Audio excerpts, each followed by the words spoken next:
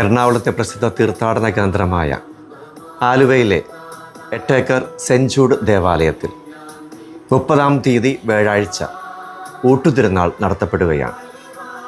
പ്രസിദ്ധമായ ഈ തീർത്ഥാടന കേന്ദ്രത്തിൽ ലക്ഷക്കണക്കിന് ആളുകൾ വന്നു ചേരുന്നു. രാവിലെ 9:30 അഭിവന്യ കണ്ണൂർ മെത്രാൻ അലക്സ് വടക്കുന്തല പിതാവാണ് മുഖ്യ കാർമ്മികനായി ദിവ്യബലിക്ക് നേതൃത്വം നൽകുന്നത്.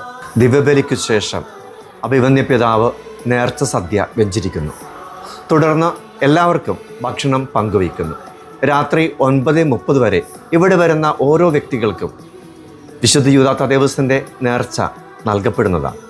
എല്ലാവരെയും സ്നേഹപൂർവ്വം ഈ ഊട്ടു നേർച്ചയിലേക്ക് സ്വാഗതം ചെയ്യുന്നു.